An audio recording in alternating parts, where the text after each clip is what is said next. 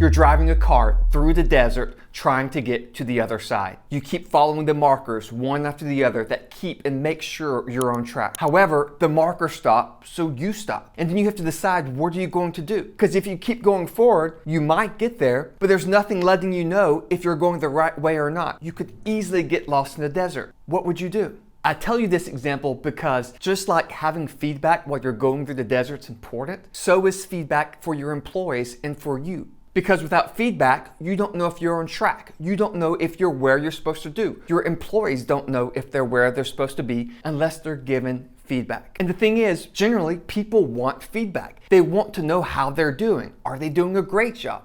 Are they doing a bad job? How can they improve? They can't know unless they're given feedback. Now, there's different kinds of feedback, and people associate different words with feedback, such as positive or negative or constructive. And feedback is showing appreciation, letting people know they're doing well, and also how they can improve. But really, having the term negative feedback isn't really the right term if we have the right mindset. Because if we have a growth mindset and we're about learning and growing and get better, we want feedback. It's not negative, it's a good thing because it helps us grow. So if you really want to be the best you can be, you want to maintain that growth mindset and accept and receive feedback because that's how you can get better. Too often cultures are toxic, or it's about posturing or status, and people are afraid to make mistakes because it might hurt their career. You don't want to build that type of culture. You want to grow a growth mindset in your employees where feedback's a normal. It's a cultural norm. People share with one another because your focus is on getting better, not maintaining some kind of status or image or protecting one's career because that's not needed to do. You want where people are giving each other feedback just to be a normal. Them telling each other, them telling you, you telling them. It's just part of what you do. Sometimes when people give feedback, they always try to put it in the sandwich.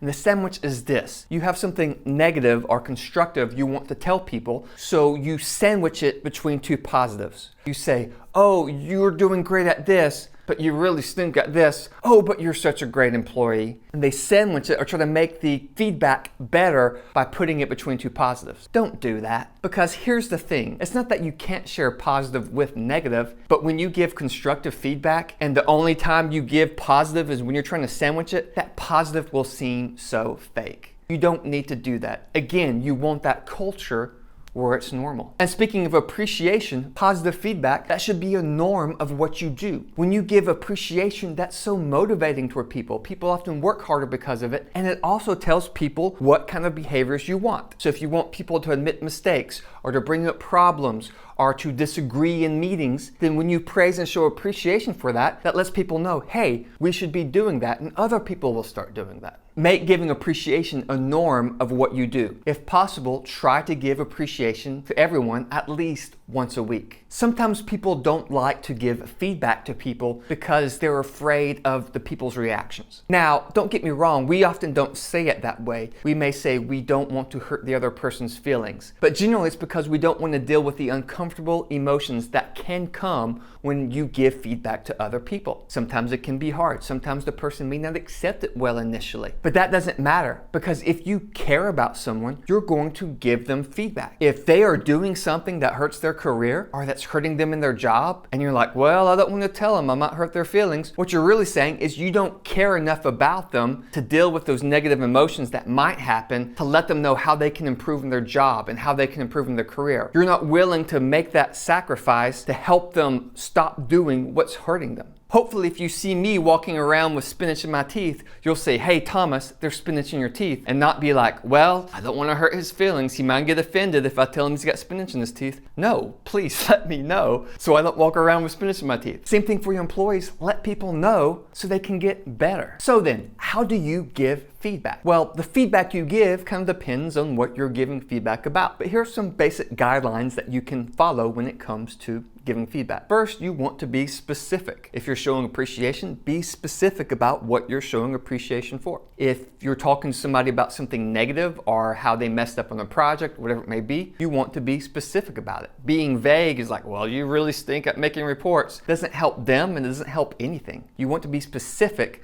about what's going on and how someone can improve. You also want to be timely. Sometimes people wait for the annual review or the quarterly review or whatever it may be, and that makes absolutely no sense. It's like if I get on to one of my kids a week later after they throw the remote across the room. That would make no sense, and they probably won't even remember it. If you really want feedback to be effective, it should be timely, like right then, as soon as you can. If someone's not doing a good job on their work, don't wait a few weeks to let them know, because they'll keep doing that negative work because they don't know better. You should go and then tell them as soon as you can, hey, this is how you can improve. Or if someone does a good job on something, waiting a month to let them know they did a good job, they may not even remember it, and they may even feel unappreciated because they did it and they haven't heard anything for so long. You want feedback to be timely, generally, as soon as you can. That makes sense. You also want to separate the person from what they did. Sometimes when people do things, we attribute it to their character. So if someone has a bunch of sloppy errors in the report, we call them lazy versus focusing on, well, they have errors in their report. When you're dealing with people, you separate the person from the behavior or the event that occurred. Jim Collins and Bill Lazier in Beyond Entrepreneurship 2.0 says it's like dealing with a kid's messy closet. The closet is messy, not the kid is messy. So if someone's late to work day after day,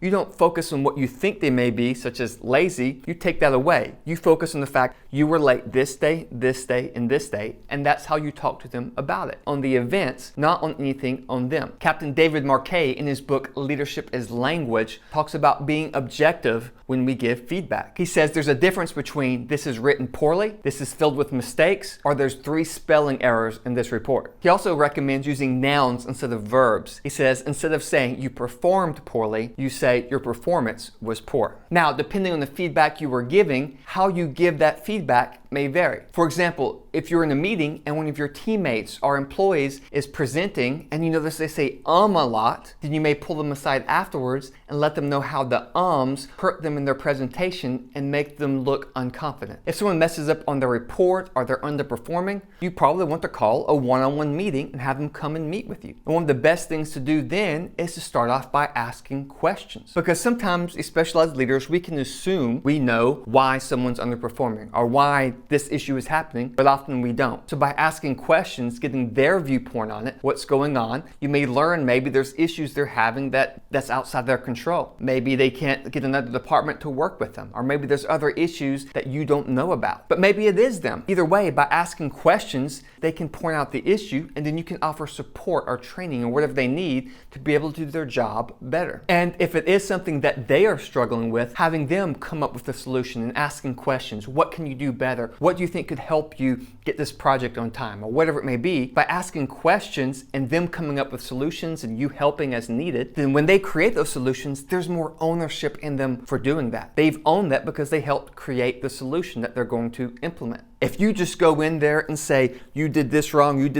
and this is what you're going to do differently, there's not much ownership in that. If it's a behavior issue, you probably still want to ask questions, but it may be a little bit different depending on the conversation. If someone is frequently late, you probably want to start off stating the fact that you've noticed that they've been late this day, and this day. Then you can ask them what's going on or what's causing you to be late. Depending on the behavior and depending on the issue, then maybe it's something you can work with them on. For example, if they're late because their kid's been sick, then maybe you can work with them somehow where they can work later or whatever it may be. However, of course, there's situations that you can't do that, or there's behaviors that's not good that you need to stop. So to deal with those, you definitely want to reset expectations. So you talk to them, you laid out what was going on, you get their feedback of what was going on, and you lay out the expectations. This is the expectation. You're here at 8 o'clock in the morning. Then you talk to them about how if they continue that behavior, then these will be the consequences and the process and the steps that will happen if that behavior continues. One way to give feedback is following this 3-step process. You start off with the situation, then you talk about the behavior, and then the effects of the behavior. For example, the situation, work starts at 8 o'clock. The behavior, you've been late for work for the past 3 weeks. The effect, everybody else has to pitch in and do your work for you because you're not there on time. Another example, in meetings, you sometimes interrupt others when they're presenting ideas. You interrupted Sue